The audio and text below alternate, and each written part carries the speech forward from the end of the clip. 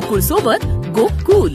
कोल्हापूर उत्तर मतदारसंघाबद्दल बोलायचं झालं तर परवाच्या झालेल्या पोटनिवडणुकीमध्ये 2014 साली झालेल्या निवडणुकीमध्ये भारतीय जनता पार्टी शिवसेना सगळे वेगळे लढले होते।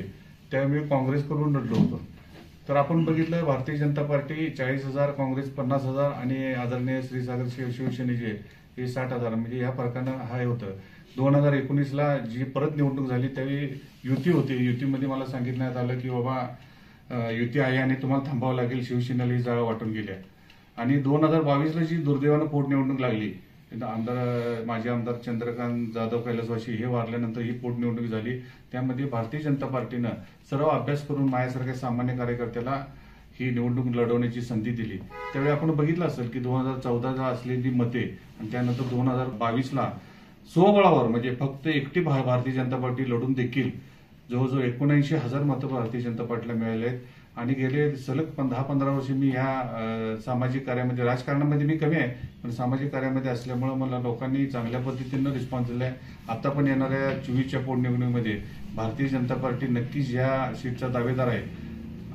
त्यामध्ये जो काय पक्ष निर्णय घेईल त्या पक्षाच्या निर्णयाबरोबर आम्ही नक्की आहे, पण लोकांची जी भावना आहे ती पक्षानं त्याचा विचार करावा ही आमची भावना आहे।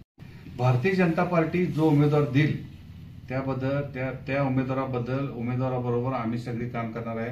आणि भारतीय जनता पार्टी हा पक्ष इतका मोठा आहे की ते कोण काम करते, किती वर्ष काम करते हे त्यांना माहिती असते। आता प्रत्येक जण निवडणुकीमध्ये इच्छुक आहे, तर मगाशी म्हटले बरेच लोक इच्छुक आहेत। इच्छुक असणं वेगळं आणि त्यामध्ये एकदा निवड झाली की ती निवड झाल्यानंतर त्या उमेदवाराबरोबर राहणं। आता समजा मी 19ला शिवसेनेबरोबर राहिलो, आता झालंच शिवसेनेला ही उमेदवारी गेली समजा, बरोबर आहे, तर आम्हाला भारतीय जनता पार्टी जो काय आदेश देईल तो मान्य करावा लागेल। मला तर काही वाटत नाही, मी स्वतःच सांगतो, मी दुसऱ्याचं काही सांगू शकत नाही। पण मी 2019 साली मला उमेदवारी मिळाली नाही म्हणून थांबलो नाही।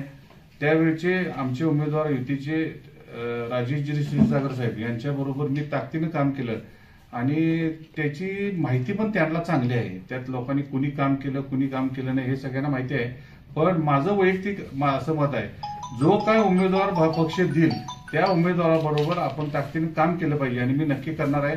आणि मला खात्री आहे की भारतीय जनता पार्टी अभ्यास करून विचार करून उमेदवार देणार आहे। आणि त्यामुळं मी आता ह्या उमेदवारीच्या कामासाठी जोरात तयारीला लागलो आहे आणि माझ्या मनात उमेदवारीबद्दल कुठेही शंका काय मनामध्ये नाही। वरिष्ठांनी विधानसभा प्रमुख ज्यावेळी आम्हाला नेमलेलं होतं त्यावेळी त्यांनी सांगितलंय की कुठेही कामामध्ये पडू नका, जनतेच्या सेवामध्ये कुठेही पडू नका, जास्तीत जास्त लोकांच्या बरोबर पोहोचा, असं वरिष्ठांनी आम्हाला ऑलरेडी सांगितलेलं आहे।